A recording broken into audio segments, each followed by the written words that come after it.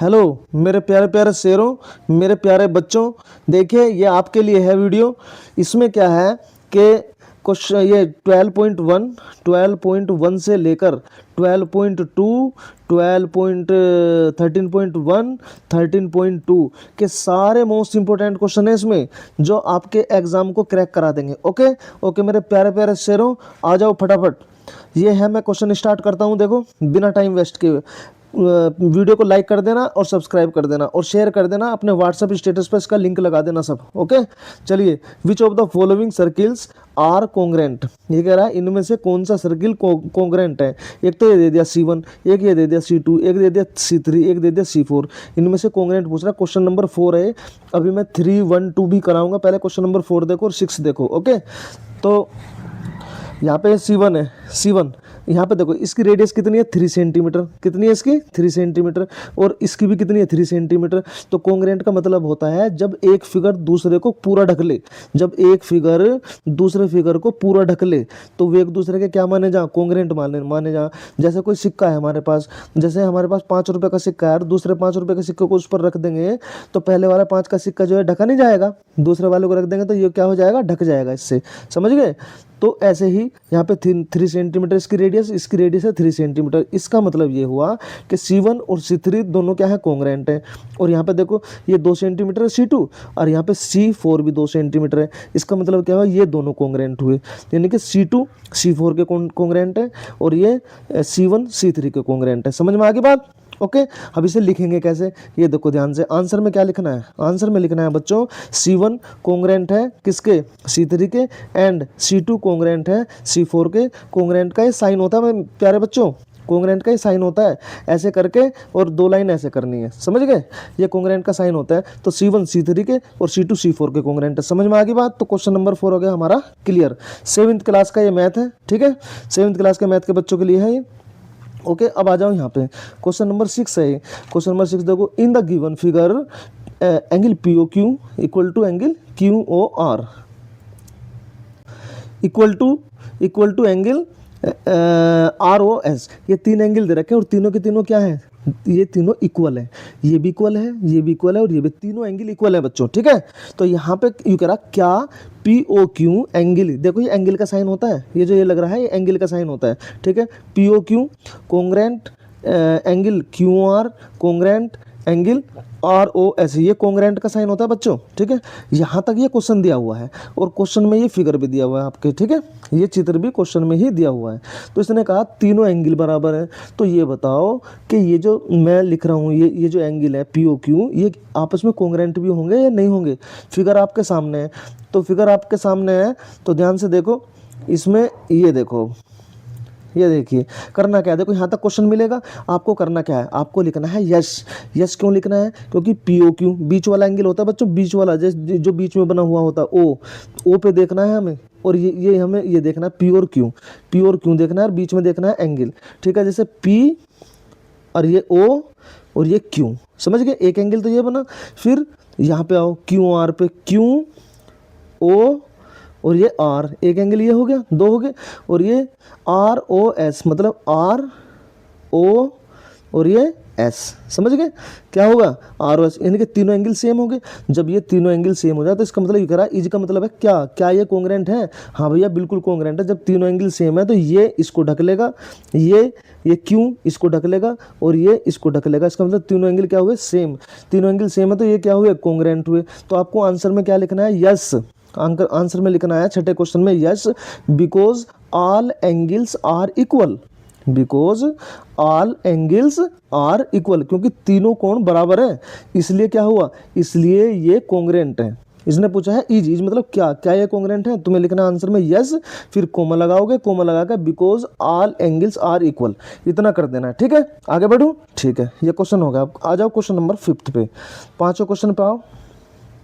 Question number 5, question number 5 यहाँ देखो, question number 5 के बाद में 1 2 3 4 ये 1 2 3 भी कराऊंगा, वो छोटे छोटे क्वेश्चन है, जल्दी हो जाएंगे। ठीक है, state the condition under which the following 2 figures will be congruent.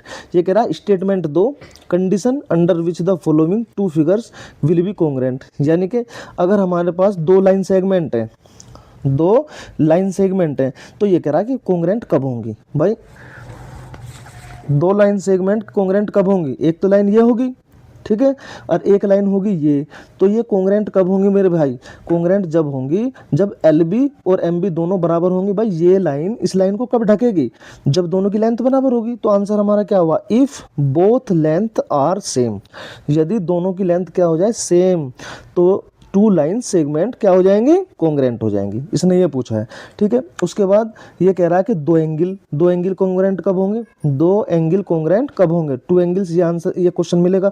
तो आपको क्या लिखना, सेम एंगल मेजर, मतलब जो एंगल है उनकी माप सेम होनी चाहिए, उनकी मेजर सेम होनी चाहिए। अगर एक 30 डिग्री का है तो दूसरा भी क्या होना चाहिए, 30 डिग्री का होना चाहिए। अगर एक 60 डिग्री का है मान लिया, तो दूसरा भी क्या होना चाहिए, 60 डिग्री का होना चाहिए। तभी तो टू एंगल्स अगर सेम होंगे तभी तो कोंग्रेंट होंगे। तो यहाँ पे लिखना सेम एंगल मेजर, कोंग्रेंट होने के लिए सेम एंगल मेजर लिखना है आपको, ओके, ठीक है। अब आ जाओ सी पे, टू स्क्वायर्स, हमारे पास दो स्क्वायर है, हमारे पास दो स्क्वायर है, ये रहा एक स्क्वायर, तो ये रहा, और एक स्क्वायर मान लिया ये रहा। तो ये जो है स्क्वायर, दो स्क्वायर कोंग्रेंट कब होंगे, जब उनकी सेम लेंथ हो, ये इसके बराबर हो, ये इसके बराबर हो, ये इसके बराबर हो, और ये इसके बराबर हो। इसका मतलब दो स्क्वायर सेम कब होंगे, जब उनकी चारों साइड क्या हो जाए, इक्वल हो जाए, मतलब same side length, same side length. ये आंसर लिखना है आपको स्टेटमेंट में, ओके। इसका स्टेटमेंट ये है और इसका स्टेटमेंट है ये, if both length are same, पहले वाले का, ए वाले का, if both length are same, ठीक है। अपना मैथ खोल के और कॉपी खोल के बैठना, क्वेश्चन मिलान करना, और यहाँ पे आंसर इस तरीके से देने हैं आपको, ओके, समझ गए। और वीडियो को बार बार देखना, इतना आपका एग्जाम नहीं हो जाता, वीडियो को बार बार देख लेना, एक दो तीन बार देख लोगे तो आपका जो है एग्जाम अच्छा जाएगा फिर, ठीक है। स्पेलिंग का ध्यान रखना है, ओके। चलते हैं अब इस क्वेश्चन पे, देखो सातवां क्वेश्चन देखो, सातवां क्वेश्चन देखो, क्वेश्चन नंबर 7 क्या कहता है, in the following figure find the pairs of angle which are congruent. भैया फिर ये कह रहा है कि ये इनमें जो है वे पेयर बताओ जो कोंग्रेंट है, ए में बताना है अलग और बी में बताना है अलग। ये दो क्वेश्चन है, ए और बी, इनमें बताना है वो पेयर जो क्या है, जो क्या है बच्चों, जो कोंग्रेंट है, ठीक है। तो कोंग्रेंट के लिए देखो ध्यान से करना क्या है, अब देखो पहले इसे हम लेते हैं, तो यहाँ पे एक बन रहा है ACB और फिर बन रहा है ACD, ठीक है।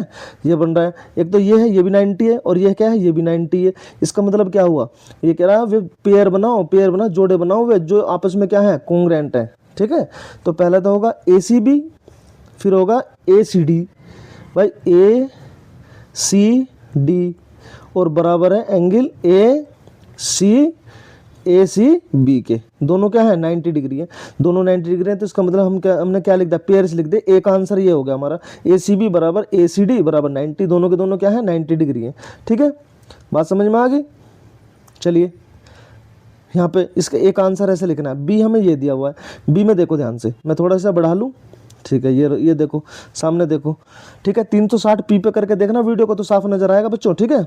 यहाँ पे देखिए, ये यहाँ पे देखो ए बी लाइन है और ये है CD लाइन, यहाँ पे ये के है, ये क्या लिख रहा है देखो, यहाँ पे के लिखा हुआ है, यहाँ पे क्या लिखा है L, और यहाँ पे क्या लिखा है ये जे लिखा हुआ है, ठीक। तो यहाँ पे इसको बताना है हमें कि बताओ इसमें कौन कौन से पेयर है जो कोंग्रेंट है। अब ध्यान से देखना, बिल्कुल ध्यान से देखना बच्चों। अब देखो, अब देखिए क्या है ये, यहाँ पे A K और J, A K J और B K J, ठीक है। A K J और B K J, समझ गए। मतलब एक तो ये वाला पार्ट देखो, ये और एक ये वाला पार्ट, दोनों क्या है कोंग्रेंट होंगे इसमें। इस क्वेश्चन में एक तो ये वाला पार्ट और एक ये वाला पार्ट कोंग्रेंट होंगे, यानी कि A K J and B K J और CLJ। यहाँ पे क्या है देखो CLJ, C कहाँ लिखा हुआ है, C देखो CL और ये J, और ये CLJ होगा और ये होगा DLJ, ये D और ये L यहाँ पे और ये J, समझ गए। तो ये ऐसे आएगा DLJ, समझ गए, और ये CLJ। तो ये दोनों कोंग्रेंट है, बी का आंसर हमारा ये हो जाएगा इसका, समझ गए। ये क्वेश्चन बेटे यहाँ तक आपको दिया हुआ मिलेगा, ये यहाँ तक आपको दिया हुआ मिलेगा, ठीक है। क्योंकि A और B दोनों पैरेलल है, AB और CD दोनों पैरेलल है आपस में मतलब जितनी डिस्टेंस ये है उतनी डिस्टेंस पर यार दोनों की यहाँ से सब जगह से लेंथ जो है बराबर है, तो एक दूसरे के पैरेलल मानी जाती हैं, समझे। तो यहाँ से हम इसका आंसर ये निकाल लेंगे कि ये तो हुआ 90, ये भी 90 और ये भी 90, समझ गए। तो ये दोनों क्या हुए, कोंग्रेंट हुए। कोंग्रेंट पेयर हमने ये लिख दिए, और इसके कोंग्रेंट पेयर कौन कौन से, ये ए के जे and B K J, C L J and D L J, समझे। ये हो गया हमारा। अब आगे बढ़ो, चलो मैं आपको जो है पहले फर्स्ट क्वेश्चन पे लेके चलता हूँ, ठीक है। आसान ही है, ये जल्दी जल्दी करा देता हूँ मैं, ताकि पूरी एक्सरसाइज आपके जो है क्लियर हो जाए, ठीक है। यहाँ पे आ जाओ, ये है थोड़ा सा धुंधला आ रहा है, देख लेना एक बार, ठीक है। ये रहा 12.1 है, कोंग्रेंट ऑफ ट्रायंगल, इसका नाम है कोंग्रेंस ऑफ ट्रायंगल, समझ गए। तो यहाँ पे फिल इन द ब्लैंक्स, पहला ही क्वेश्चन है fill in the blanks. Two circle are congruent if their radii, अगर उनकी रेडी इक्वल है तो वे क्या होंगे, कोंग्रेंट होंगे। रेडी का मतलब अगर इसकी भी रेडियस इतनी है और इसकी भी, सर्किल की भी रेडियस इतनी है, तो इसका मतलब दोनों क्या हो जाएंगे, कोंग्रेंट हो जाएंगे। पहला क्लियर है, ठीक है। आगे बढ़िए, दूसरा, दो ऑब्जेक्ट, ये कह रहा two objects are congruent if they have the same, तो फिल इन द ब्लैंक्स में साइज आएगा same size and same shape, ठीक है। अगर उनकी शेप सेम है, जैसे मान लीजिए ट्रायंगल है ये और ये ट्रायंगल है ये, तो इनकी क्या है, शेप भी सेम है और साइज भी सेम है। जितना यह है उतना ही ये है, जितना यह है उतना ही ये है, और जितना यह है उतना ही ये है। तो इसका मतलब क्या है, कोंग्रेंट हो जाएंगे। और मतलब दो ऑब्जेक्ट के कोंग्रेंट होने के लिए उनका साइज सेम होना चाहिए और उनकी शेप भी सेम होनी चाहिए, ओके। चलिए तीसरा देखो, दो angles, two angles are congruent if, दो एंगल्स कोंग्रेंट कब होंगे, they have the same measure, अगर उनकी सेम मेजर हो, ठीक है। अगर एक 30 है तो दूसरा भी क्या होना चाहिए, 30, सेम मेजर के हैं तो वो दोनों क्या कहलाएंगे, कोंग्रेंट कहलाएंगे, समझ गए। कोंग्रेंट का मतलब होता है जब एक चीज, एक वस्तु दूसरी वस्तु को ढक ले तो वे आपस में क्या कहलाएंगे, कोंग्रेंट कहलाएंगे। जैसे ये स्क्वायर है तो दूसरा स्क्वायर इसको ढक ले अगर, ठीक है। जैसे एक हाथ के ऊपर दूसरा हाथ रख दो ऐसे हाथ जोड़ के, तो एक हाथ दूसरे हाथ को ढक नहीं लेता, ठीक है। तो वे आपस में क्या हुए, कोंग्रेंट हुए, समझ गए। आगे बढ़ो, आगे बढ़िए। इसके बाद इस पे आओ, डी पे। डी क्या कह रहा है, दो रेक्टेंगल्स आर कोंग्रेंट, दो रेक्टेंगल्स आपस में सेम कोंग्रेंट कब होंगे, यदि उनकी लेंथ और ब्रेथ दोनों सेम हो, दोनों इक्वल हो, लेंथ भी और ब्रेथ भी। देखो रेक्टेंगल होता है जिसकी आमने सामने की साइड बराबर होती है, ठीक है। ये साइड इसके, ये साइड इसके बराबर है, ये साइड इसके बराबर है, समझ गए, आमने सामने की साइड बराबर। तो ये है लेंथ और ये है ब्रेथ, समझ गए। ये लंबाई और ये है चौड़ाई। तो इसका मतलब ये दूसरा हुआ, अगर दोनों की लंबाई और दोनों की चौड़ाई अगर बराबर हैं तो इसका मतलब क्या हो जाएगा, दोनों क्या हो जाएंगे, कोंग्रेंट। तो इसमें फिल इन द ब्लैंक्स में क्या आएगा बच्चों, फिल इन द ब्लैंक्स में आएगा लेंथ एंड ब्रेथ, समझ गए, ओके। इसके बाद ये ई है, टू स्क्वायर्स आर कोंग्रेंट, दो स्क्वायर कोंग्रेंट कब होंगे, जब उनकी साइड क्या हो, इक्वल हो, जब साइड इक्वल हो। दो squares are congruent if their sides, यहाँ क्या आएगा, साइड्स, इसमें क्या आएगा, लेंथ एंड ब्रेथ, ओके। ये फिल इन द ब्लैंक्स थे। चलिए आगे बढ़ो, ये कौन सा क्वेश्चन है, यहाँ पे देखो, ये है question number 2। Which of the following, समझ में आ रही है, अगर वीडियो समझ में आ रही है तो लाइक कर देना, सब्सक्राइब कर देना और शेयर कर देना। फॉलोइंग द सेगमेंट आर कोंग्रेंट, ये करा इसमें से बताओ कौन कौन से लाइन सेगमेंट कोंग्रेंट हैं। कोंग्रेंट का ही पूछा है बस, कोंग्रेंट कौन कौन से। अब देखो ध्यान से, कोंग्रेंट कौन कौन से भाई, ए हमारा है 6 सेंटीमीटर, और जो ये है जी एच, ये है हमारा 8 सेंटीमीटर, जी एच ये क्या है हमारा 8 सेंटीमीटर, और ये सी डी क्या है हमारा 6 सेंटीमीटर, समझ गए। और डी क्या है हमारा, ये ई एफ क्या है हमारा, ये भी 8 सेंटीमीटर है, और नीचे वाला क्या है 3 सेंटीमीटर। ध्यान से देखना भैया ऐसे, अब ध्यान से देखो, जो 6 सेंटीमीटर ये है ए, तो 6 सेंटीमीटर हमारा बी है, तो इसका मतलब क्या है, ए और बी ये दोनों कोंग्रेंट हो गए एक तो, ठीक है। पहला आंसर तो ये होगा। दूसरा यहाँ पे जी एच 8 सेंटीमीटर ये है, 8 सेंटीमीटर ये है, इसका मतलब ये दोनों कोंग्रेंट हुए, ये इसे ढक लेगा, जी एच इसको ढक लेगा, तो इसका मतलब क्या हुआ, जी एच और ई एफ, समझ गए, ये दोनों कोंग्रेंट हुए। इसके बाद ध्यान से देखो, इसे नोट करो, ए बी और एच, ए और बी कोंग्रेंट हुए। ए बी मतलब देखो ध्यान से, ये ए बी है, ये है ए बी, और ये क्या है सी डी, ये क्या है सी डी, ये दोनों आपस में क्या हुए, कोंग्रेंट हुए ना बच्चों, ठीक है।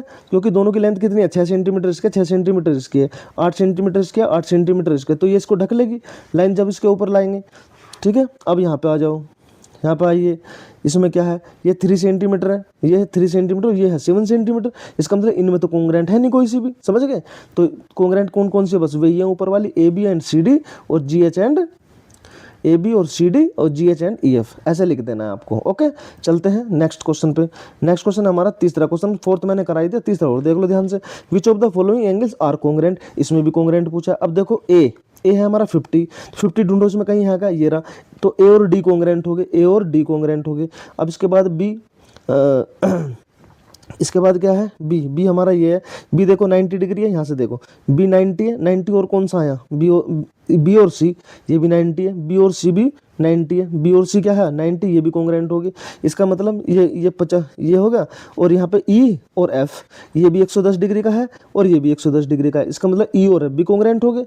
तो ये क्या है, पहला तो ये हो गया, दूसरा ये हो गया और तीसरा ये होगा, ये सारे क्या है कॉन्ग्रेंट है। ठीक है, आर कॉन्ग्रेंट है लिखो या मत लिखो। ओके चले, तो ये थे कॉन्ग्रेंट के पहचानने के तरीके। आप समझ गए, कॉन्ग्रेंट वे होते हैं जब एक जैसा एक है ऐसे ही दूसरा हो, वो सब क्या कहलाएंगे कॉन्ग्रेंट कहलाएंगे। चलो आगे, ठीक है, चलिए ये छठा क्वेश्चन हो गया, चौथा हो गया, पांचवा हो गया, सातवां मैंने कराई दिया आपको। ओके, एक बार वीडियो को रिवाइज करके देख लेना, समझ में आ जाएगा। अब आठवां क्वेश्चन देखो फटाफट।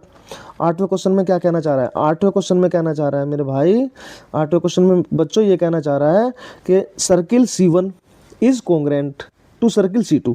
बस C1 सर्किल और C2 सर्किल दोनों क्या है कॉन्ग्रेंट है। ये 9 सेंटीमीटर है और ये भी क्या है 9 सेंटीमीटर, समझ गए। तो ये करा if the radius of C1 की रेडियस कितनी है 9 सेंटीमीटर, जब इसकी रेडियस 9 सेंटीमीटर है तो इसकी भी 9 हुई। भाई जब C1 बराबर 9 है 9 सेंटीमीटर, तो C2 भी क्या हुई 9, क्योंकि एक दूसरे को ढक रहा है, समझ गए। तो रेडियस कितनी हुई 9। तो ये कह रहा C2 का डायमीटर बताओ, C2 का डायमीटर फाइंड करना है, C2 का इसका डायमीटर बताना। तो मेरे प्यारे बच्चों डायमीटर होता है, देखो ये पूरी लेंथ जो सेंटर से होकर जाए उसे कहते हैं डायमीटर, और आधी ये रेडियस होती है, ये रेडियस। डायमीटर जो होता है ना रेडियस का डबल होता है, रेडियस का डबल होता है डायमीटर, समझ गए। रेडियस का क्या होता है डबल, डायमीटर क्या होता है, एक मिनट, डायमीटर होता है रेडियस का डबल, डायमीटर होता है रेडियस का डबल, यानी कि 2 गुना रेडियस कितनी है 9, तो d बराबर कितना 2 9 18, कितना आया 18 सेंटीमीटर इसका डायमीटर हो गया। तो यहाँ पे आंसर कितना आ जाएगा, देखो C1 जब C2 के कॉन्ग्रेंट है, भाई दे रखा है C1 is congruent to C2, ठीक है। If the radius of C1 is 9, C1 की रेडियस 9 है तो C2 की भी 9 होगी, ठीक है। तो डायमीटर कह रहा है C2 का, तो C2 का डायमीटर कितना, C2 का जो डायमीटर है वो आया ये हमारा 18 सेंटीमीटर। तो ऐसे होगा बच्चों, इस तरीके से, समझ गए। तो यहाँ पे कॉपी पेन लेके कर सकते हो आप खुद भी, और मैंने बता दिया 18 सेंटीमीटर इसका आंसर आएगा। इंपॉर्टेंट क्वेश्चन है। ओके चलिए 9 क्वेश्चन पे चलो।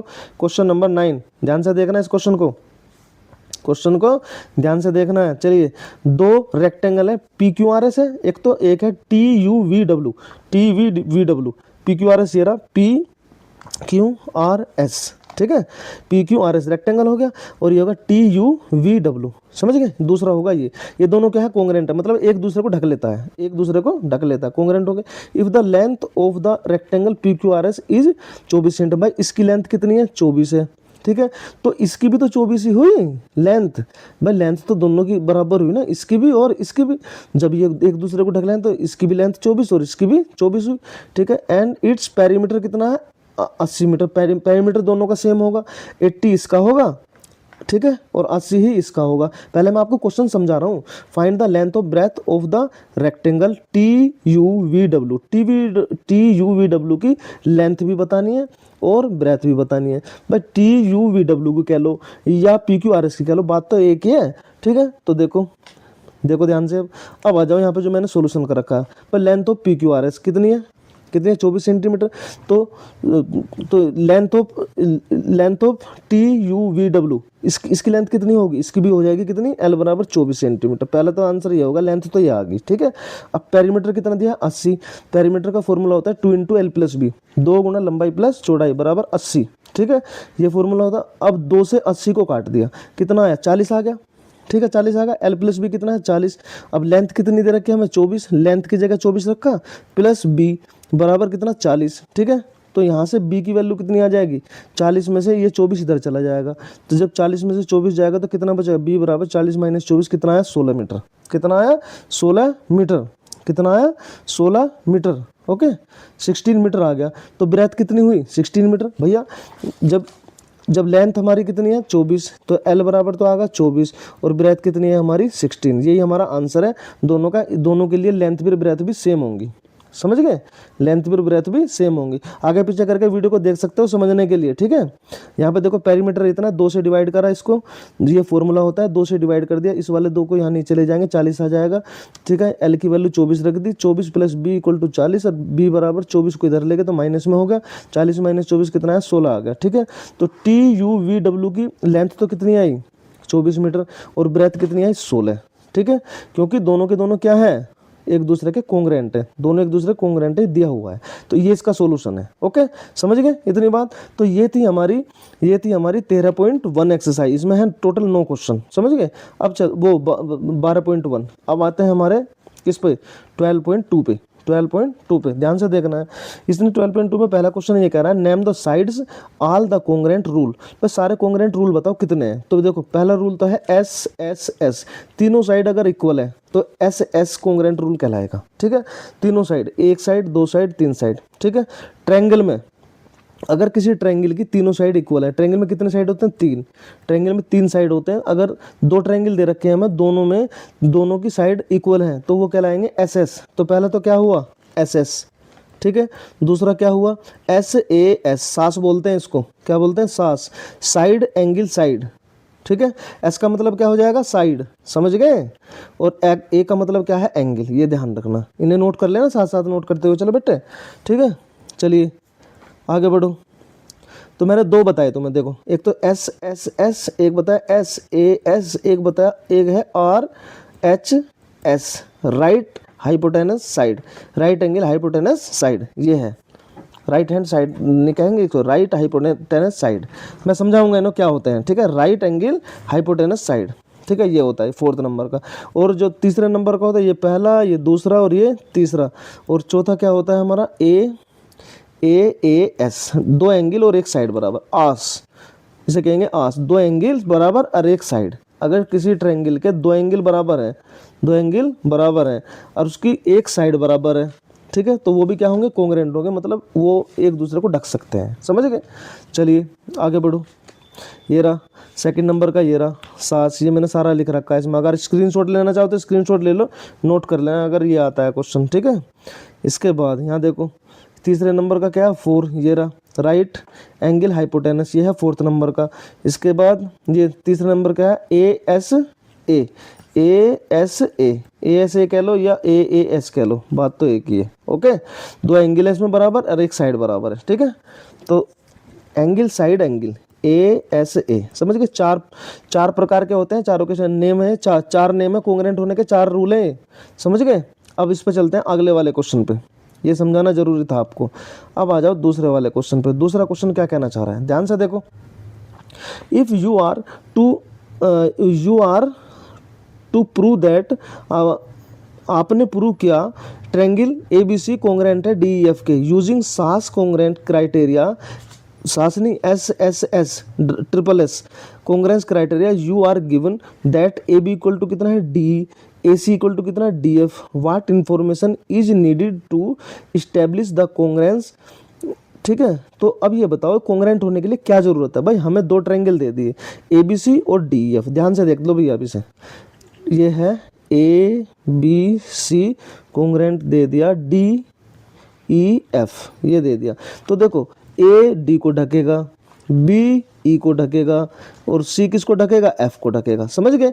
ढकेगा नहीं ढकेगा, अब देखो ध्यान से, इसने दिया है ए बी डी के बराबर है, ए बी किसके बराबर होगा डी के, ये से ढक लेगा। ए बी साइड किसको ढकेगी डी को ढकेगी, फिर ए सी साइड किसको ढकेगी डी एफ को, ए सी साइड किसे ढकेगी ए सी साइड ये ढकेगी डी एफ को, यहाँ पे यहाँ लाओ डी एफ को ढक लेगी। उसके बाद जरूरत क्या है, जरूरत क्या है, अब ध्यान से देखो इसे आगे क्या लिखा हुआ है, मैं आपको बता रहा हूँ।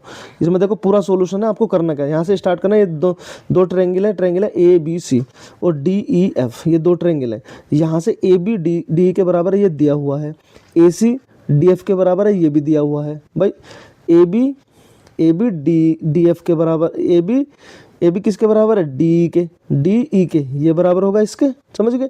और ए सी किसके बराबर होगा डी एफ के बराबर, समझ गए। ए सी किसके बराबर डी एफ के। तो फिर हमें क्या चाहिए तीसरी चीज, जो ये कोंग्रेंट हो जाए, भैया तीसरी चीज हमें चाहिए बी सी बराबर होना चाहिए ई एफ के। तो यहाँ तक लिखना है, ये तो दिया हुआ है। We should be then we should be B C equal to E F. हमें क्या चाहिए, B C equal to E F होना चाहिए, तब जाके हमें नीड क्या हुई, then I need information B C equal to E F, B C equal to E F, B C equal to E F, B C equal to E F. ठीक है, तो ये हमें जो है नीड है। ये कह रहा है क्वेश्चन में, ये कह रहा है इसने, देखो ये कहा है क्वेश्चन में कि हमें ये बताओ कि S S S S S S S S congruence के लिए हमें क्या जरूरत है। जब हमें दो तो दे दी साइड बराबर, ठीक है, दो साइड बराबर दे दी, तो हमें तीसरी साइड भी बराबर होनी चाहिए ना, ये भी बराबर होनी चाहिए ना, तभी तो इसी की जरूरत है हमें।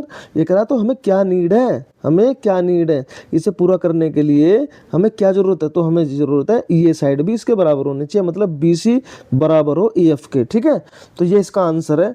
यहाँ पे आपको जो है ट्रायंगल बनाने पड़ेंगे खुद ये दोनों, और नाम इनके दे रखे हैं हमें, ए बी सी और डी ई एफ इनके नाम दे रखे हैं बच्चों, ये रे। तो बस आपको जो है ट्रायंगल ये ऐसे करके बनाने हैं, समझ गए, बना कर आंसर लिख देना है। ठीक है, जो मैंने ये लिख रखा है, ओके, समझ गए। तो ये है हमारा क्वेश्चन नंबर 2। क्वेश्चन 3, ये है क्वेश्चन 3, और क्वेश्चन 3 इसको पढ़ लेना। इसको देखो, आप अपने मैथ को खोल के देखो एक बार, यहाँ पे ये बड़ा क्वेश्चन लिखा हुआ है और ये कह रहा है राइट टर्म इन सिंबॉलिक। इसको जो है जैसे ए दे दिया हमें, ए बी दे रखा है 13 सेंटीमीटर, बी सी दे रखा है 9 सेंटीमीटर, और एंगल भी दिया हुआ है 70। ठीक है, ये तो है ट्रायंगल ए बी सी में, उसकी साइड और एंगल, और ये है एम एन पी में। ये क्या है, एम एन पी में, एम एन दे रखा है 9 सेंटीमीटर, एन पी दे रखा है 13 सेंटीमीटर, और ये एन दे रखा है 70 सेंटीमीटर। ठीक है, तो ये दे रखा है ए पार्ट। इसमें कह रहा है इसे सिंबॉलिक फॉर्म में लिखो। सिंबॉलिक फॉर्म में कैसे, ये पहचान करनी है कि क्या ये कॉन्ग्रेंट है या नहीं है।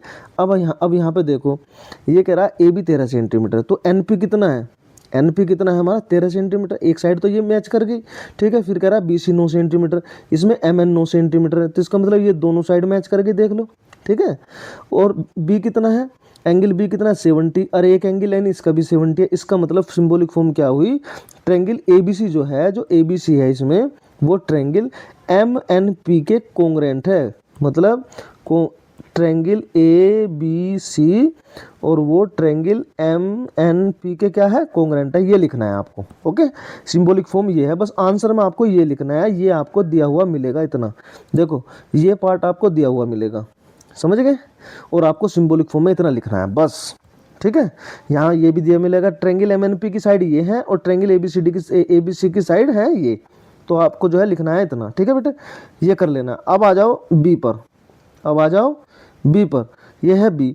ए सी दे रखा है 9 ट्रायंगल ए बी सी में, बी सी दे रखा है 8, एंगल दे रखा है 60, ये एंगल ए दे रखा है 60, और एम एन पी ट्रायंगल में एम पी दे रखा है कितना 9, एन पी दे रखा है 8 सेंटीमीटर, और एम दे रखा है 60। तो देखो ये एंगल से मैच कर रहा नहीं कर रहा, और 8 सेंटीमीटर बी सी है, और ये और एन पी कितना है 8 सेंटीमीटर, दो साइड भी इक्वल है, ए सी 9 है और यहाँ है एम पी 9, इसका मतलब दो साइड इक्वल है, दो साइड इक्वल है और एक एंगल इक्वल है। ठीक है, तो यहाँ पे सास लग जाएगा और कॉन्ग्रेंट क्या बनेगा, बी ए सी। अब ये ध्यान दो, देखो इसमें एक चीज़ ध्यान देने की है, यहाँ वहाँ पे क्या था, triangle A B C congruent था ट्रायंगल एम एन पी के।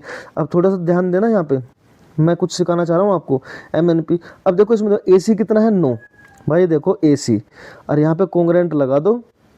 ठीक है, तो ए सी 9 है, तो यहाँ पे कितना हुआ 9, कितना एम पी, तो ए सी यहाँ हो गया एम पी, क्या हो गया एम पी, ध्यान से देना, ए सी कॉन्ग्रेंट हो गया एम पी के। अब बी सी कितना है 8, तो एन पी कितना हुआ 8, तो इसका मतलब क्या हुआ, बी सी 8 है, तो यहाँ पे बी सी कितना हुआ 8 सेंटीमीटर। तो भैया यहाँ ए सी कर लो या सी ए कर लो, बात तो एक है, ए सी ये होगा, तो देखो बी सी यहाँ हो गया बी सी कितना है 8, बी सी कितना है 8, तो एन पी, तो एन आएगा यहाँ पे, मतलब जो साइड यहाँ पे है वही साइड यहाँ पे देखनी पड़ेगी, ना तो यहाँ चेंज हो जाएगा। देखो सारा मामला एंगल ए एंगल एम, तो कहने का मतलब ये एंगल होता है बीच में, एंगल क्या होता है बीच में, पहले तो ये समझो एंगल क्या होता है बीच में। तो बीच में क्या आना हमारा, एक इसमें तो आना है ए और इसमें आना है एम, मतलब एंगल ए बीच में आना है ए और इसमें क्या आना है एंगल एम बीच में आना है, ठीक है, बीच में आएगा। अब क्या है देखो, ए सी, ए क्या है, ए सी, इसमें है ए सी 9 सेंटीमीटर, इसमें है एम पी, इसमें है एम पी, तो इसका मतलब एम पी, एम पी, और ये ए के बाद सी, समझ गए, एम पी यहाँ आया, ए सी यहाँ आ गया, उसके बाद बचा कौन, बी, तो बी यहाँ आएगा, और इसका कौन बचा, एन, एन यहाँ आएगा, समझ गए। तो ये आएगा इसका रूल, बी ए सी कोंग्रेंट एन एम पी। दोबारा समझो इसको, इसे दोबारा समझो, इंपॉर्टेंट क्वेश्चन है बेटा, ये समझ में आना चाहिए आपके। तो यहाँ देखिए, ये है ऑप्शन नंबर, ये है क्वेश्चन बी। ए सी कितना है हमारा, देखो ए सी हमारा कितना है, 9 है, समझ गए। तो ए सी लिखा सबसे पहले, और ये देखना बीच में एंगल कहाँ है, ए है एंगल, एंगल किस पे है, यहाँ ए पे, वहाँ एंगल बी पे था, इसलिए बी बीच में बी आया था पहले वाले में, यहाँ है बीच में एम। तो यहाँ पे देखो, यहाँ पे तो लिख दिया हमने ए बीच में एंगल, और यहाँ लिख दिया हमने एम बीच में एंगल, ठीक है, कोंग्रेंट का हमने लगा दिया साइन, ठीक है। अब देखो ए के बाद में कौन आ रहा है, सी, ए के बाद में कौन है, सी, तो यहाँ सी लिख दिया, और एम के बाद में कौन आ रहा है, पी, यहाँ पे नो है ना, नो वाला ही देखना है, एम के बाद में कौन आ रहा है, पी, तो यहाँ पे लिख दिया हमने पी, समझ गए, समझ गए नहीं समझे। अब बचा कौन, ए सी तो आ गया, यहाँ पे बता बी, तो बी आएगा यहाँ पे, बी आएगा यहाँ पे, और यहाँ पे कौन बचा, एम पी यहाँ है, तो यहाँ क्या बचा, एन, तो एन आया यहाँ पे, तो ये हो जाएगा हमारा ट्रेंगल बी ए सी कोंग्रेंट हो जाएगा एन एम पी, समझ गए। तो ये हुआ इस क्वेश्चन का आंसर, ये ठीक।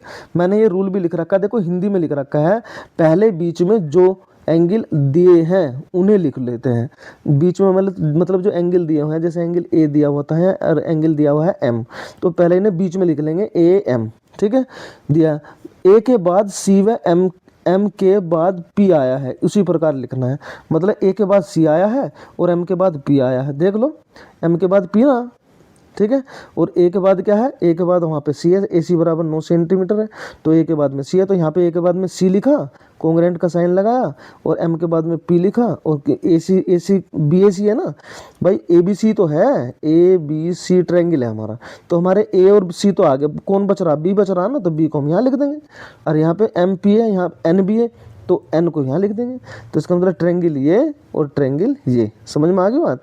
तो ये होगा कोंग्रेंट, समझ गए। तो इसमें ये कोंग्रेंट होगा, ध्यान रखना इसे आगे तक, भविष्य में भी, ठीक है। आगे चलो, आगे है हमारा क्वेश्चन, ये क्या हमने कर लिया था, हाँ ये कर लिया था, बी बराबर ई एफ हो गया था, इसका मतलब ये जो ट्रायंगल है दोनों क्या होंगे, कोंग्रेंट हो जाएंगे, दोनों क्या होंगे, कोंग्रेंट। वैसे इसका आंसर ये है, बस यहाँ तक, ठीक है, उसका आंसर ये है। चलिए आगे बढ़ो, क्वेश्चन नंबर 4, क्वेश्चन नंबर 4 क्या कह रहा है, 4 में इसने ये कहा कि in the following figure, A तो कह रहा prove that P Q R congruent S Q R, हमें सिद्ध करके दिखाओ पी क्यू आर जो है, ये जो पी क्यू आर है वो किसके कोंग्रेंट है, एस क्यू आर के, एस क्यू आर, ठीक है, इसके एस क्यू और आर इसके कोंग्रेंट, मतलब ये पहला ट्रायंगल है, ये दूसरे ट्रायंगल को क्या कर लेगा, ढक लेगा।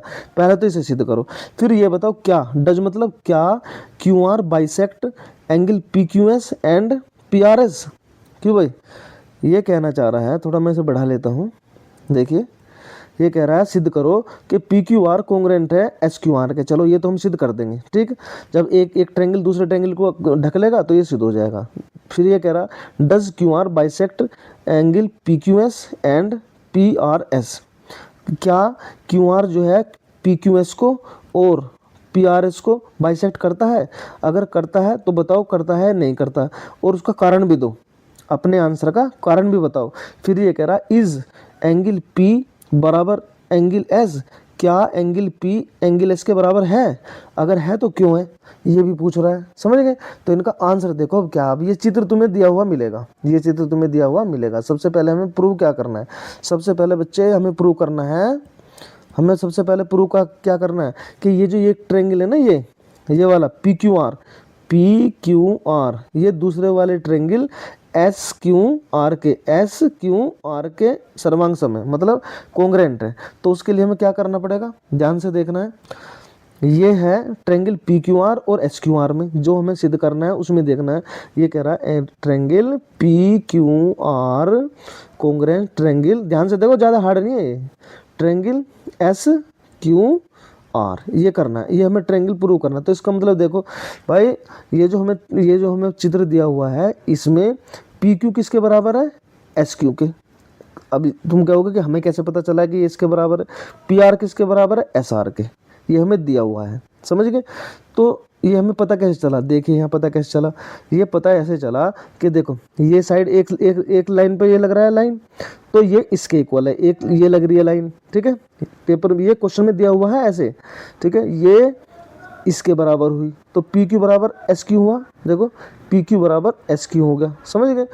पी आर बराबर S S R, P R देखो दूसरी बात ये दे रखे बराबर, ये और ये दोनों बराबर है, पी आर बराबर एस आर हो गया, दो साइड बराबर होगी, ठीक है। अब दोनों की ट्रायंगल की बात करें तो ये बीच की साइड देखो कॉमन है दोनों ट्रायंगल में, ये वाली, ये इस वाले ट्रायंगल के लिए भी है और ये इस वाले ट्रायंगल के, तो ये कॉमन ना हुई, कॉमन होगी तो ये कॉमन होगी, तो इसका मतलब क्या हुआ, मतलब तीन साइड बराबर होगी, तो S S S congruence criteria से, कॉन्ग्रेंस क्राइटेरिया से क्या हो जाएगा, ये बराबर और फिर ये भी बराबर कॉमन, तो S S S congruent criteria, ठीक है, ये लिखना है।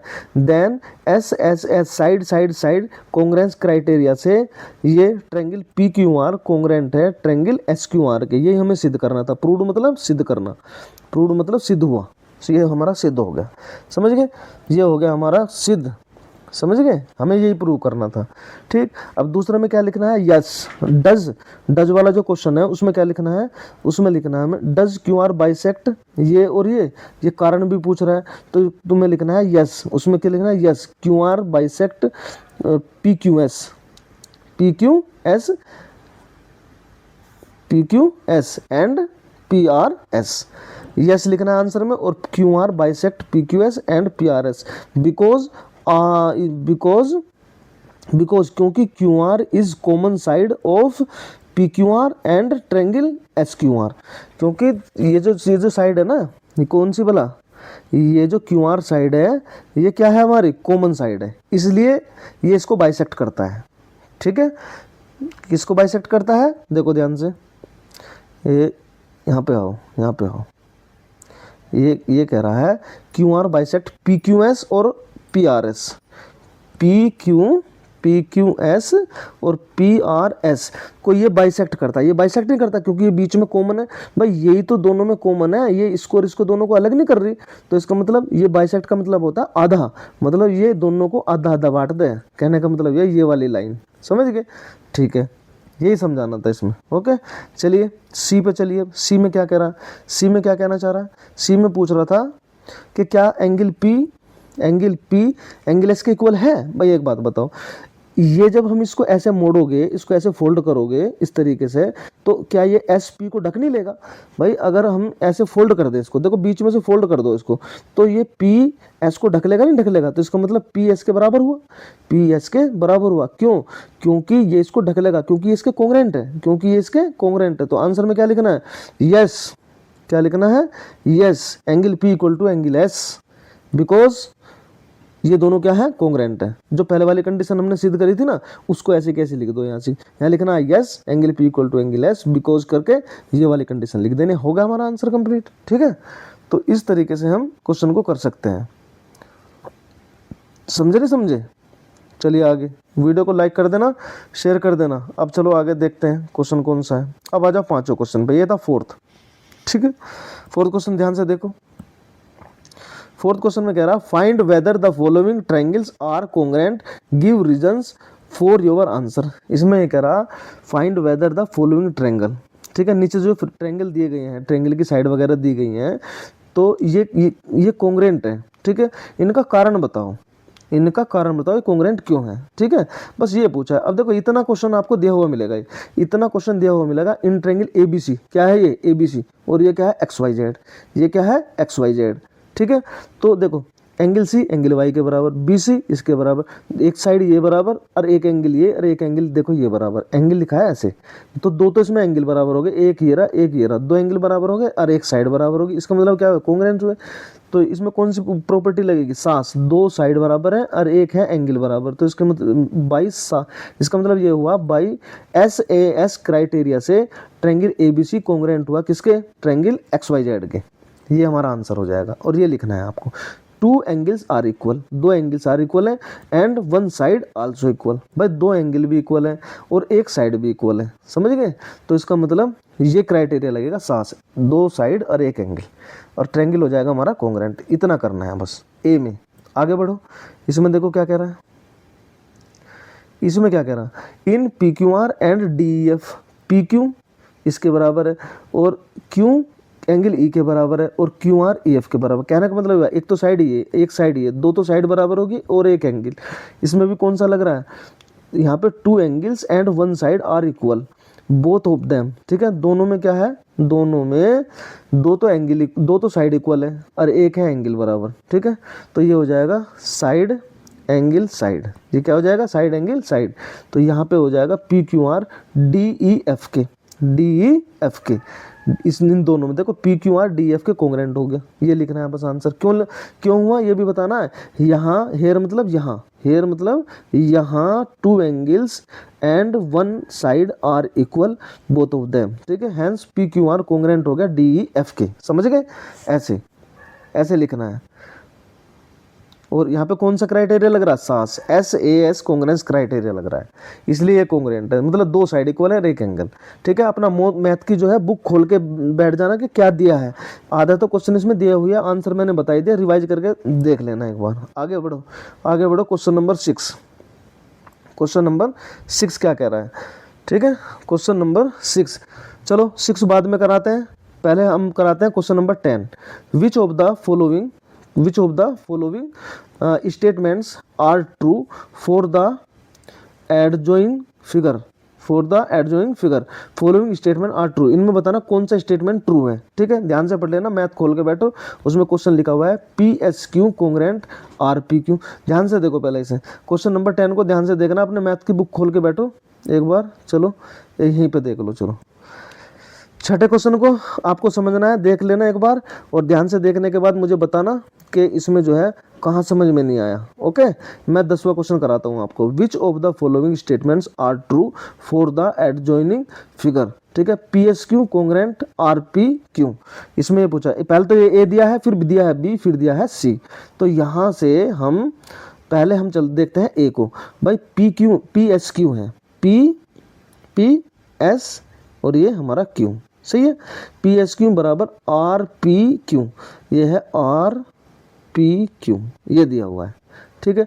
तो देखो इसमें बीच का देखो एस, एस और इसमें बीच का क्या है पी, इसमें क्या है बीच का पी और इसमें बीच का क्या है एस, ठीक है। तो क्या एस पी को ढक लेगा, ये एस पी को ढक लेगा कोई, बिल्कुल भी नहीं ढके, बिल्कुल भी नहीं ढके। इसमें क्या ढकेगा, एस ढकेगा आर को, इन दोनों ट्रायंगल में जब इसे ऐसे फोल्ड करेंगे तो एस किसे ढकेगा, आर को। तो एस आर को ढकने वाला देख लो कौन सा ऑप्शन है इसमें, एस पी को ढक रहा है, एस आर को ढक रहा है, ठीक है।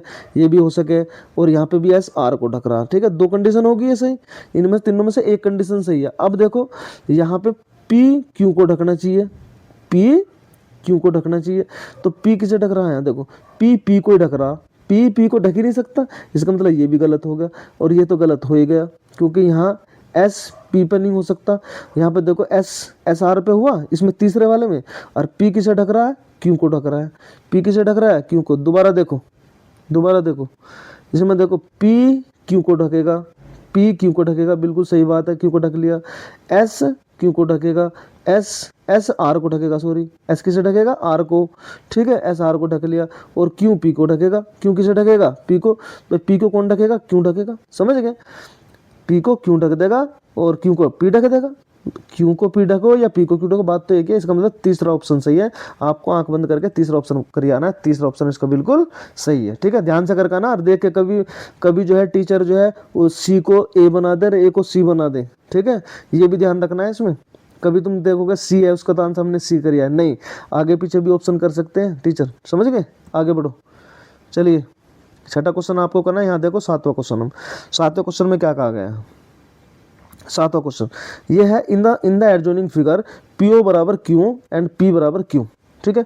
ये क्वेश्चन दे रखा, पी ओ बराबर क्यू, पी ओ बराबर क्यू ओ, एक तो ये साइड बराबर होगी, ठीक है। ये दे रखा पी है क्यू के बराबर, पी है क्यू के बराबर, ये पी जो है एंगल क्यू के बराबर है। ये हमें देखो ये फिगर दिया हुआ है, चलो मैं इसे दोबारा बना देता हूँ बड़ा सा करके, ओके।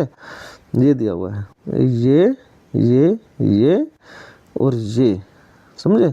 ये है O, ये है R, ये है P और ये है S और ये है Q, समझे। ये है, तो यहाँ से PO Q के बराबर दे रखा, PO दे रखा है QO के बराबर, ये हो गया हमारा। तो ये कह रहा है क्या एंगल POR, ये एंगल POR है बच्चों, POR एंगल QS के इक्वल है। क्या एंगल POR QOS इसके इक्वल है। हाँ बिल्कुल इक्वल है भाई, ये दो लाइन एक दूसरे को क्या करें, इंटरसेक्ट कर रहे हैं, तो ये एक एंगल इसके इक्वल होगा और ये एंगल इसके इक्वल होगा। बीच वाला एंगल होता है, मैंने आपको पहले ही बताया बीच वाला एंगल होता है। बीच वाला कैसे, ये देखो यहाँ पे O और यहाँ पे क्या है O, तो यहाँ पे भी देखो POR और ये QOS, समझे, ये S, समझे। तो ये दोनों बराबर हुए, दोनों बराबर। तो क्यों बराबर हुए, क्योंकि इंटरसेक्ट जो लाइन होती है, इंटरसेक्ट लाइन पर जो है क्या होता है, एंगल इक्वल होते हैं, समझे। या यहाँ पे देखो ध्यान से, इन दोनों में देखो PO बराबर क्यों भाई, PO बराबर क्यों, एक तो साइड ये बराबर होगी, एंगल P इक्वल टू क्यों, एंगल P इक्वल टू क्यों ये भी दिया हुआ है, तो ये भी दिया हुआ है, और angle PQR equal to QOS, PQR, एक मिनट, POR एंगल POR, ये वाला एंगल और ये वाला एंगल, ये देखो, ये अब देखो ध्यान से, ठीक है, ये वाला एंगल ये वाला एंगल बराबर होगा, और ये और क्या दे रखा है, POR QOS ये वाला एंगल और ये वाला एंगल तो दिया ही है, ठीक है। एंगल P और एंगल Q के बराबर होगा, P ये है, Q के, दो एंगल बराबर हो गए, और एक होगी साइड बराबर, एक होगी PO बराबर क्यों, PO बराबर QO ये वाली, तो दो साइड बराबर होगी, वो एक साइड बराबर होगी ये वाली, और दो हो गए एंगल बराबर, एक तो ये कौन से वाला, एक तो ये वाला एंगल बराबर होगा ये, और ये एक तो ये एंगल बराबर होगा, समझे, और एक कौन सा एंगल बराबर होगा, एक होगा P और Q बराबर, एक ये P और एक ये Q, दो एंगल और एक साइड बराबर होगी। इसका मतलब क्या हुआ, ये होगा SAS कॉन्ग्रेंट क्राइटेरिया से POR कॉन्ग्रेंट है किसके, ट्रायंगल QS के, ठीक है। तो ये इसलिए है, कारण बता दिया हमने, इसलिए है क्योंकि ये कॉन्ग्रेंट है एक दूसरे के, ये कॉन्ग्रेंट हो गए। रीजन क्या दिया, रीजन इसलिए दिया क्योंकि इसकी जो है दो तो है, इसकी दो तो है एंगल बराबर, और एक है इसकी साइड बराबर, इसलिए ये कॉन्ग्रेंट है, ये रीजन है, ठीक है, ये रीजन है, ठीक है। यहाँ पे POR QS के ये प्रूव हो गया, और PRQ QSO के भी प्रूव होगा, मतलब ये कंडीशन जो है सारी इससे प्रूव हो जाती है, समझ गए। ये जो कंडीशन है सातवें की, ये कॉन्ग्रेंस होने के कारण, देखो कॉन्ग्रेंस होने के कारण POR कॉन्ग्रेंस QS, ये भी इसका रीजन दो, POR एंगल भी बराबर होंगे, ये भी बराबर होंगे क्या, ये भी बराबर होंगे क्या, PRQ बराबर QSO ये भी बराबर होगा, तो सारे की सारी कंडीशन कॉन्ग्रेंस होते ही जो है इसके प्रूव हो जाती है, ठीक है। अब देखते हैं हम कौन सा, क्वेश्चन नंबर 13, क्वेश्चन नंबर 13 में क्या है, triangle PSQ and QRS, PSQ और QRS दे दिया, एंड PQ बराबर QR दे दिया, ये वाला हमें चित्र दे रखा है, और उसमें दे रखा है ये दो ट्रायंगल है PSQ, देखो ध्यान से, PSQ, समझे, ये है P, ये S और ये Q, ऐसे ये दे दिया, ये ट्रायंगल दे दिया। उसके बाद हमें क्या दे रखा है, QRS, Q यहाँ Q है, R और ये S, ठीक है, QRS ये वाला ट्रायंगल दे रखा है। तो इसमें क्या है, एक साइड तो देखो ये इक्वल दे रखी है, PQ बराबर QR, ये वाली साइड और ये वाली साइड दोनों इक्वल दे दी, PS बराबर SR, PS बराबर और ये SR, दो साइड बराबर दे दी, ठीक है। हमें सिद्ध करना है ये, जब ये दोनों बराबर दे दी तो इसका मतलब ये तो कॉमन हुई, इनके लिए कि भाई ये साइड तो दोनों में ये तो दोनों में कॉमन हुई, भाई ये इसके बराबर दे दिया, ये साइड इसके बराबर दे दी, और ये होगी कॉमन, SQ बराबर SQ, ये कॉमन साइड होगी, इसका मतलब तीनों साइड बराबर है। जब तीनों साइड बराबर है किसी ट्रायंगल के, तो कौन सा क्राइटेरिया लगेगा, S क्राइटेरिया, इससे क्या हो जाएगा हमारा, ये जो दोनों ट्रायंगल है ये क्या हो जाएंगे, कॉन्ग्रेंट हो जाएंगे, ठीक है, ये दोनों ट्रायंगल क्या हो जाएंगे, कॉन्ग्रेंट हो जाएंगे, यही हमें सिद्ध करना था। PSQ कॉन्ग्रेंट PRSQ, दोबारा समझो बेटे इस क्वेश्चन को, इससे ये ढक लेगा, इसको ये ढक लेगा, और ये साइड दोनों में है, तो ये तो अपने आप ही ढकी गई, तो इसका मतलब क्या हुआ, ये कॉन्ग्रुएंट हुआ। पहले ये लिखना है, फिर ये लिखना है, पहले ये, फिर ये, फिर ये, फिर ये। ओके, ये 4 बातें लिखनी है, समझे। इसके बाद क्वेश्चन नंबर कौन सा है, 13 का सी, 13 का सी, ये 13 का ए है, ये है 13 का सी, 13 का सी। देखो आसान बहुत है ये question. In quadrilateral A B C D, और ए बी लंब है, ए बी परपेंडिकुलर है, परपेंडिकुलर का साइन होता है जब 90 डिग्री का एंगल बनता है। ओके, ये है परपेंडिकुलर का साइन, ठीक। तो ये है हमारा in quadrilateral A B C D, A B perpendicular है बी सी के, और ए डी परपेंडिकुलर है सी डी के, और बी सी किसके बराबर है, डी सी के। ध्यान से चित्र में देखो, चित्र में देखो, परपेंडिकुलर का मतलब है 90 डिग्री का एंगल बना रहा, कौन, ए बी बी सी के, ए बी तो बी सी से 90 बना रहा है, समझ गए, और ए डी सी डी से, मतलब ए डी सी डी से 90 बना रहा है, समझ गए, दो एंगल। तो ये तो दो एंगल सेम दे दिया, ये भी 90 और ये भी 90। परपेंडिकुलर का मतलब क्या होता है, 90 डिग्री। ओके, हमें प्रूव करना है ये दोनों ट्रायंगल कैसे हैं, कॉन्ग्रुएंट है। वही बात है, दोनों ट्रायंगल को ले लो, कौन कौन सा को बोला, ए बी सी को और ए डी सी को। ये यहाँ लिखेंगे in triangle A B C and A D C, ये लिखेंगे।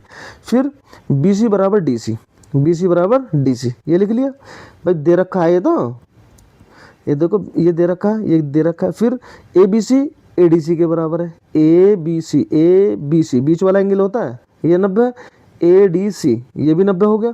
तो ये 90 का दो चीज़ बराबर होगी। अब ए सी देखो कॉमन है नहीं है, ये कॉमन, ये दोनों में कॉमन है, तो ये हो गया कॉमन। तो फिर क्या हुआ, एक तो देखो, दो तो होगी साइड बराबर, ये और ये, और एक हो गया एंगल बराबर। तो दो साइड बराबर होगी और एक एंगल बराबर है। तो कौन सी क्राइटेरिया होगा, SAS, S A S, S A S congruence criteria से लिखना है आपको। ये triangle A B C congruent है ए डी सी के, ठीक है। तो इस प्रकार से हमें ये क्वेश्चन करने हैं, समझ में आ गई बात। आगे बढ़िए, क्वेश्चन नंबर 14। क्वेश्चन नंबर क्या है, 14। ध्यान से देखो, क्वेश्चन नंबर 14 छोटा सा क्वेश्चन है, कोई ज़्यादा हार्ड क्वेश्चन नहीं यार, इंपॉर्टेंट क्वेश्चन है, मोस्ट इंपॉर्टेंट क्वेश्चन यही है, ठीक है। In figures given below triangle P Q R और एस टी यू, ये दोनों कॉन्ग्रुएंट है, ये दोनों क्या है, कॉन्ग्रुएंट है, ये दे दिया इन्होंने। सच दैट पी क्यू बराबर एस टी, पी आर बराबर एस क्यू और क्यू आर बराबर टी यू, ठीक है। Find X and Y, X and Y, X और वाई की वैल्यू बतानी है, जबकि ये ट्रायंगल की तीनों साइड इस ट्रायंगल की तीनों साइड को ढक लेंगी। कहने का मतलब ये है, और यहाँ पे ये दिया भी है कि ये जो पी क्यू है ना, ये है एस टी के बराबर, और जो पी आर है वो है एस यू के बराबर। तो क्यू आर किसके बराबर होगा, टी यू के, ये रहा, क्यू आर किसके बराबर होगा, टी यू के, समझ गए। तो मतलब ये ट्रायंगल इसको ढक लेगा पूरा, ये ट्रायंगल इसको क्या कर लेगा, पूरा पूरा ढक लेगा इसको। अब देखो ध्यान से, जब ये इसे पूरा पूरा ढक लेगा, इंपॉर्टेंट क्वेश्चन है बच्चों ये, ठीक है। तो पी क्यू आर दोनों क्या हुए, कॉन्ग्रुएंट हुए। जब इसे ढक लेगा तो इसका मतलब देखो, क्यू पे जो एंगल बना हुआ है, क्यू किसको ढकेगा भाई, क्यू टी को ना ढकेगा क्या, पी किसको ढकेगा, एस को ढकेगा, आर किसको ढकेगा, यू को ढकेगा। तो सीधी सी बात है, एक्स माइनस 5 किसके बराबर हुआ, 45 के, एक्स माइनस 5 45 के बराबर हुआ। तो 5 को ले गए इधर, तो ये हो जाएगा प्लस का, और एक्स बराबर 45 और 5 कितने, 50, ठीक है। और आर किसे, यू किसे ढकेगा बच्चों, यू किसे ढकेगा, आर को। एक्स और वाई की वैल्यू पूछी है ना, तो यू आर के बराबर रखो। आर यू की वैल्यू कितनी है, Y plus 5, Y plus 5 equal to 25। 5 को इधर लेके जाओ, तो ये कितना, 25 माइनस 5 20 हो गया, ठीक है। तो एक की वैल्यू, एक्स की वैल्यू तो आई हमारी 50 और वाई की वैल्यू कितनी आई 20, समझ गए। एक्स की वैल्यू तो आई हमारी 50 और वाई की वैल्यू आई 20, ठीक है। तो एक मिनट, ये थोड़ा सा ऐसा एक बार और समझा दूँ मैं। ये दिया, ये दिया, ये दिया, दे रखा हमें। तो देखो क्यों किसे ढकेगा, टी को ढकेगा। तो एक्स माइनस 5 की वैल्यू कितनी हुई, 45, ये आ गया। यहाँ से 5 को इधर लिया, प्लस का होगा 50 आ गया। अब देखो यू को कौन ढकेगा, आर, ठीक है। यू बराबर आर हो गया, तो यू की वैल्यू कितनी है, वाई प्लस 5, और ये हो गया 25। 5 को इधर ले गए, माइनस का होगा, अरे वाई बराबर 20 आ गया, ठीक है। ये हो गई हमारी 13.1 कंप्लीट। 12.1, 12.2, 13.1 समझ में आ गए, ये हो गया कंप्लीट। इसके बाद हम चलते हैं 13.1 पे। ये 12.2 चल रही थी अभी, ठीक है। 13.1 देखो, इसमें क्या है, इसमें ध्यान से देखना है। ये है प्रैक्टिकल ज्योमेट्री। क्या है ये, प्रैक्टिकल ज्योमेट्री। इसका क्वेश्चन देखो, एक ही क्वेश्चन से सारे क्वेश्चन समझ में आ जाएंगे, ध्यान से देखना है। ये कह रहा है draw a line parallel to, draw, थोड़ा बड़ा सा कर देता हूँ मैं, draw a line parallel to a line A B at the following distances. एक बार में बच्चों वीडियो देखोगे समझ में आएगी कुछ कुछ, फिर दोबारा भी देखना है आपको, ठीक है। स्पीड बढ़ा लेना, 1.5 पे कर लेना इसको, स्पीड बढ़ा के, जब एक बार समझ में आ जाए। और कॉपी पेन लेके बाद ना बैठना, तभी होंगे ये क्वेश्चन बेटा। ये हैं हमारे ज्योमेट्री के क्वेश्चन, तो इनमें टाइम लगता है, ठीक है। ऐसे नहीं हो जाता भाई 1-2 मिनट में हो जाती है वीडियो, ठीक है। कर लियो इन्हें। तो ये दे रखा है हमें, ये करा, एक लाइन ड्रॉ करो किसके पैरेलल, ए बी के पैरेलल, जो कि एक लाइन ड्रॉ करो जो कि इसके पैरेलल हो, मतलब ऐसे CD या फिर ऐसे यहाँ हो EF होनी चाहिए ए बी के पैरेलल लाइन कब होंगे, जैसे ये लाइन इसके पैरेलल है। अगर हम ऐसे करें तो ये दोनों लाइन पैरेलल नहीं है, समझ गए। ये M और N ये दोनों पैरेलल नहीं है, जबकि A और B ये दोनों पैरेलल है, समझ गए। ये लाइन और ये लाइन दोनों पैरेलल है। तो ध्यान से देखो इस क्वेश्चन को सब करेंगे कैसे। तो इसने ये कहा है कि एक पैरेलल लाइन ड्रॉ करो जो AB से 3 सेंटीमीटर की डिस्टेंस पे हो, ठीक है। जैसे यहाँ पे ए बी है ये, और इससे जो है 3 सेंटीमीटर की डिस्टेंस पर दूसरी पैरेलल लाइन होनी चाहिए CD, और इसके पैरेलल होनी चाहिए। तो इसकी जो है इसे खींचो, कैसे खींचेगी, इसका क्या तरीका हो सकता है, कैसे खींच सकते हैं हम। तो सबसे पहला हमारा क्या काम होगा, सबसे पहला हमारा काम होगा भैया इसमें कि सबसे पहला स्टेप क्या होगा, draw the line A B. सबसे पहले हमने एक लाइन ए बी ड्रॉ कर ली, ध्यान से समझना इसको बिल्कुल। सबसे पहले ए बी लाइन खींच ली, कितने भी सेंटीमीटर की, चाहे 4 सेंटीमीटर, 5 सेंटीमीटर की, 6 सेंटीमीटर की, वो तुम्हारी इच्छा है। दूसरा, take any point P on the line A B. इस लाइन ए बी पर हमने पहले लाइन ए बी खींच ली हमने, जितने भी की तुम खींचना चाहो। फिर इस पर जो हमने पी पॉइंट ले लिया, क्या ले लिया, take any point P on line A B, A point ले लिया पी। अब इस पॉइंट पी पर क्या करेंगे हम, परपेंडिकुलर ड्रॉ करेंगे, मतलब इस पर 90 डिग्री का एंगल बनाएंगे इस पी पर, ठीक है। ऐसे ही फिर हमें क्यू पॉइंट लेंगे यहाँ पे, इस पे भी 90 का बनाएंगे, समझे। वो कैसे बनाएंगे, अब देखो ध्यान से। यहाँ पहले हमने क्या कहा, एक लाइन ले ली ए बी, फिर हमने पॉइंट पी ले लिया दूसरे स्टेप में। तीसरे में एट पॉइंट परपेंडिकुलर, इस पर जो है 90 डिग्री का एंगल ड्रॉ करेंगे। यहाँ से प्रकार में, यहाँ पे नोक रखेंगे प्रकार की, पेंसिल को यहाँ लाएंगे, एक चाप लगा देंगे ऐसे, आर्क लगा देंगे ऐसे, लगा दिया। लगाने के बाद फिर पेंसिल की नोक रखेंगे यहाँ, देखो यहाँ रखने के बाद उसी आर्क से एक आर्क यहाँ लगेगा, और फिर यहाँ रखेंगे पेंसिल की नोक, फिर यहाँ लगेगा एक आर्क, समझ गए। फिर यहाँ पे पेंसिल की नोक रखेंगे जहाँ मैं गोला कर रहा हूँ, फिर ऊपर लगेगा आर्क, फिर यहाँ पे रखेंगे पेंसिल की नोक, फिर ऊपर लगेगा आर्क। इतना काम करने के बाद जहाँ ये आर्क एक दूसरे को काटे, वहाँ से पी को ज्वाइन करा दो, पी को मिला दो वहाँ से ऐसे, समझ गए। पी को वहाँ से ऊपर से ऐसे मिला दो। दोबारा समझो इसे, देखो जैसे यहाँ पे है ए बी, ठीक, ये है पी पॉइंट ले लिया, इस पर कोई हम क्या लेंगे, पी पॉइंट अपने पास से। फिर यहाँ से यहाँ प्रकार की नोक रखेंगे कंपास की, और यहाँ पे जो है इतनी डिस्टेंस लेकर एक चाप लगा देंगे ऐसा, उल्टा घुमा देना इसको, इस तरीके से घुमा दिया। अब यहाँ पे पी से यहाँ पे देखो, यहाँ से यहाँ जहाँ मैं गोला कर रहा हूँ, जहाँ हमने आर्क लगाया था, यहाँ से एक आर्क यहाँ लगाओ उसी डिस्टेंस से, फिर यहाँ रखो नोक प्रकार की, एक आर्क यहाँ लगा दो, लगा दिया। फिर प्रकार की नोक को यहाँ रखो, ऊपर लगाओ एक आर्क, फिर प्रकार की नोक को फिर यहाँ रखो, यहाँ फिर एक आर्क यहाँ लगा दिया। अब जब इसे मिलाओगे तो ये पी पे ऐसे मिलेगा, यहाँ बन जाएगा 90 डिग्री। ऐसे ही फिर बी, यहाँ क्यू पॉइंट लेना। जब क्यू पॉइंट ले लेंगे तो क्यू पॉइंट लेने के बाद क्या होगा, क्यू पॉइंट लेने के बाद यहाँ से भी क्या करोगे, यहाँ से भी ये डिस्टेंस लेना, डिस्टेंस ले ली कुछ, फिर यहाँ पे प्रकार रखना, यहाँ एक आर्क लगेगा, यहाँ एक आर्क लगेगा, यहाँ एक वो लगेगा। और अगर इससे ना करना चाहो तो फिर क्या करो, वैसे तरीका तो देखो यही होता है, ठीक है ना। तो फिर डी से करना पड़ेगा आपको, फिर या तो डी से करना पड़ेगा। डी से करने के लिए हम क्या करेंगे, डी से करने के लिए यहाँ पे पी पे 90 डिग्री का एंगल बना देंगे, यहाँ पे भी 90 डिग्री का एंगल बना देंगे, बना दिया। और इसको लाइन को ऐसे मिला देंगे, ऐसे खींच देंगे, खींच दी। यहाँ खींचने के बाद पी से यहाँ पे 3 सेंटीमीटर की डिस्टेंस पे एक आर्क लगेगा, ठीक है। और यहाँ से क्यू से भी ऊपर की तरफ 3 सेंटीमीटर डिस्टेंस का आर्क लगेगा, लग गए। अब ये जो आर्क है ये सी पे काट रहा है, ये डी पे काट रहा है, दोनों को क्या कर देंगे, मिला देंगे, ठीक है। दोनों को क्या कर देंगे, मिला देंगे इसे। तो क्या बन जाएगा ये हमारा, ये बन जाएगा ए बी पैरेलल हो जाएगी सी डी का। लिखना कैसे है, देखो लिखना ऐसे है, ये जो मैंने लिख रखा। सबसे पहले क्या करेंगे, एक लाइन खींचेंगे ए बी, फिर उस पर एक पॉइंट लेंगे ए बी, ठीक है। एट पॉइंट पी से ड्राई परपेंडिकुलर खींचेंगे, कंपास से खींच लो या डी से खींच लेना, वो आपकी इच्छा है। क्योंकि अगर पेपर में कंपास से कहेगा तो कंपास से खींचनी पड़ेगी, ठीक है। उसके बाद यहाँ 4th पॉइंट है, on this perpendicular mark at C जो पी से जो परपेंडिकुलर डाला है 3 सेंटीमीटर की डिस्टेंस पर जो हमने मार्क लगाया है उसका नाम दे दो सी, और जो क्यू से डाला है 3 सेंटीमीटर की दूरी पर उसका नाम दे दो डी। दे दिया। अब क्या करेंगे, no take another point Q on the line A B, यानी कि क्यू से भी हम जो है क्यू को पॉइंट मानकर जो है मतलब ए बी पर एक जो है पॉइंट क्यू अलग से खींचेंगे। एट पॉइंट क्यू से ड्राई परपेंडिकुलर, भाई क्यू से भी हम एक परपेंडिकुलर ड्रॉ करेंगे ए बी, चाहे 3 सेंटीमीटर का पूछे, चाहे 5 सेंटीमीटर दूर डिस्टेंस पे पूछे, चाहे 4.1 पे पूछे या 3.8 पे पूछे। ठीक है, क्वेश्चन नंबर 1 और क्वेश्चन नंबर 3 बिल्कुल सेम है बच्चों। एक समझ लिया तो लैंग्वेज सब में एक जैसी लिखनी है, बस आपको 3 और जो भी उसमें दे रखा हो सेंटीमीटर उसका अंतर करना, बाकी सब कुछ सेम लिखना आपको, same language. On this perpendicular mark A point D.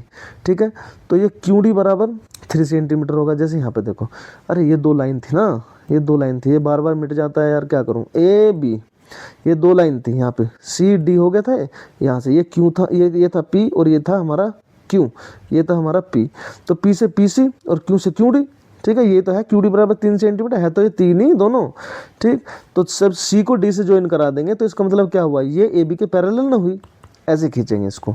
अब आंसर में चाहे कुछ भी आए, क्वेश्चन में चाहे कुछ भी आए, आंसर आपको ये लिखना है, C D is the required line parallel to A B at distance of 3 centimetre, ये ऐसे लिखना है। अब हमारा आंसर क्वेश्चन में 5 सेंटीमीटर दे या 3 सेंटीमीटर दे या 4.2 सेंटीमीटर दे, सबके लिए सेम रूल है और सेम इसे नोट कर सकते हो, समझ गए, ये सबके लिए है।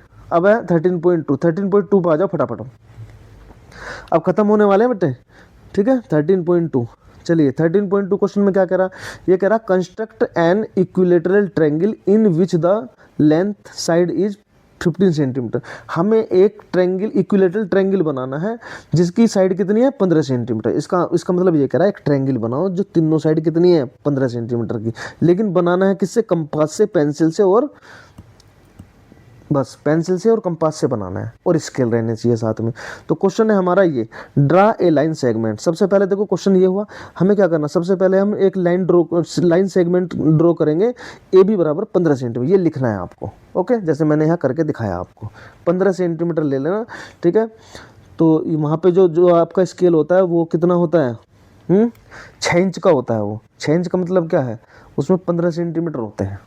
कितने सेंटीमीटर होते हैं, 15, समझे, देख लेना। और सेंटीमीटर नहीं, 3 सेंटीमीटर, हाँ ठीक है, स्केल पर देख लेना कितने होते हैं, वो सेंटीमीटर में रहता है स्केल वो, और उसके अंदर जो होते हैं वो होते हैं मिलीमीटर, समझ गए। ये 5 सेंटीमीटर होगा, ये 10, ये 15, ये 20, ये 25। ठीक है, 3 सेंटीमीटर की एक लाइन खींचेंगे ना, देखो यहाँ से, जैसे 1 2 3 सेंटीमीटर की लाइन होगी, यहाँ पे कितना खींच रहा है 15 सेंटीमीटर का, समझ गए, ऐसे करना है। तो विद सेंटर ए, अब क्या करेंगे, अब हमने सेंटर पर जो है प्रकार की नोक रखी और हमने 15 सेंटीमीटर की डिस्टेंस पूरी ले ली, उसमें प्रकार में पूरी ले ली भैया, पूरी ले ली उसमें रेडियस में, और रेडियस में लेने के बाद ऊपर की तरफ एक आर्क लगा दिया ए पर रख के, फिर बी पर रख लेंगे नोक को प्रकार की, फिर उतनी डिस्टेंस है यहाँ पे लगा दिया। लगाने के बाद ये एक बिंदु पर काटती है आपस में, एक पॉइंट है यहाँ पे सी पे काट दिया, मान लिया इन्होंने, ये है ए बी, सही है। तो सी को ए से ज्वाइन करा दो, बी से ज्वाइन करा दो, बन गया 15 सेंटीमीटर का। ठीक है, कितना आसान है भाई। सबसे पहले हमें ए बी लाइन खींची 15 की, फिर यहाँ प्रकार की नोक रखेंगे यहाँ ए पे, यहाँ तक की डिस्टेंस ले लेंगे उसमें प्रकार में, और फिर ऊपर की तरफ एक आर्क लगा दो ऐसे, फिर बी पे रखो ऐसे उसी डिस्टेंस से, फिर ऐसे लगा दो आर्क, और फिर जहाँ पे काटे उसे सी मान लो और इसको मिला दो। और लिखना क्या है, ये तो ट्रायंगल बन गया हमारा।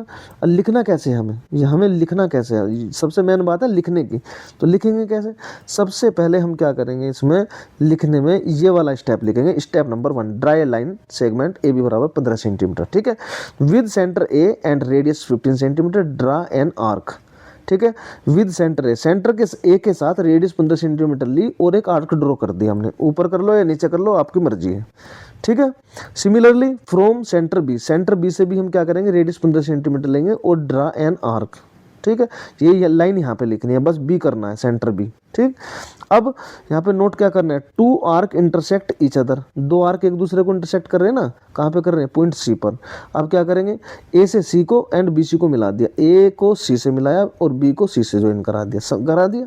कराने के बाद क्या हुआ, अब हमें जो ट्रायंगल मिला, hence A B C is an equilateral triangle. ठीक है, A B C is an equilateral triangle. ठीक है, वेयर ए बी बराबर बी सी बराबर सी इक्वल टू 15, तीनों की साइड से कितनी है, 15 सेंटीमीटर। समझ गए, तो ये क्वेश्चन था। इस तरीके से आप जो है स्केल की और कंपास की सहायता से जो है 15 सेंटीमीटर का ट्रायंगल ड्रॉ कर सकते हो। अब यह है क्वेश्चन नंबर 2।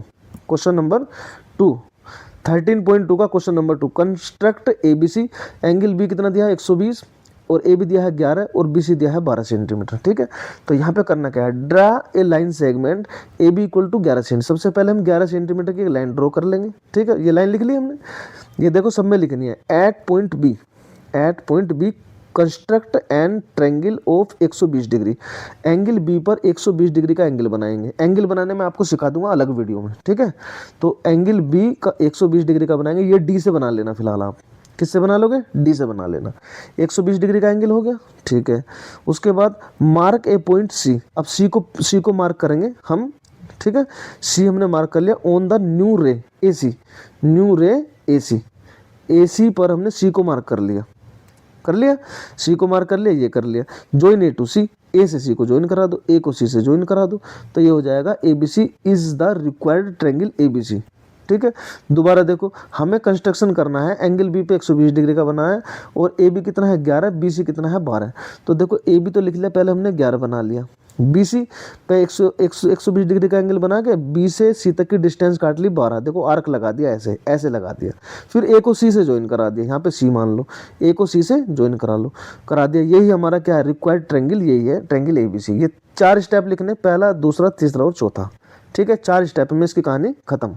ओके, अब क्वेश्चन नंबर है हमारा कौन सा, 3 क्वेश्चन है, इसमें 3 ही क्वेश्चन है बस। ठीक है, ये कह रहा construct a triangle A B C in which A B equal to 12 centimetre, B C equal to 10 centimetre and A C equal to कितना है 14 सेंटीमीटर।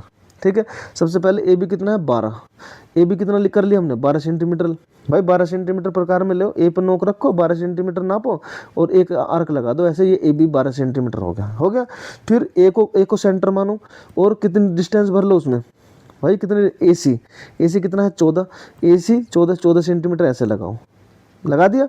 बड़ा सा चाप लगाना, ऐसे बड़ा सा आर्क लगाओ। बी सी कितना, फिर बी ये रहा, बी सी कितना है हमारा 10 सेंटीमीटर, यहाँ से 10 सेंटीमीटर ऐसे लगा दो। ठीक है, अब यहाँ पे सी होगा, सी को मिला दो इससे, ये हो जाएगा हमारा ए बी सी। कैसे, ध्यान से देखो, सबसे पहले हमने क्या किया, ए बी को हमने कितना खींच लिया 12 सेंटीमीटर, समझे।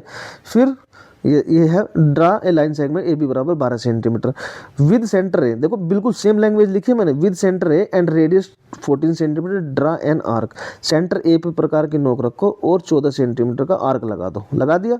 जैसे यहाँ आर्क लगा, उसके बाद विद सेंटर बी, फिर सेंटर बी पे रखो और आर्क लगा दो, कितने सेंटीमीटर का, 12 सेंटीमीटर का, नहीं 12 नहीं, कितने का, ये कितने का बोल रखा है क्वेश्चन में, कितने का बोल रखा है बच्चों, बी से 10 सेंटीमीटर, बी से हम क्या आर्क लगाएंगे 10 सेंटीमीटर का, यहाँ से लगा दो 10 सेंटीमीटर का, ऐसे पहले लगाया था यहाँ पे ऐसे 14 सेंटीमीटर का, समझे, 14 सेंटीमीटर का लगाया था ना, यहाँ से लगाया था हमने 14 सेंटीमीटर का, 1 मिनट, यहाँ से लगाया था हमने 14 सेंटीमीटर का, ऐसे लगा दिया। फिर बी पे रखा प्रकार के नोक, फिर यहाँ लगा दिया।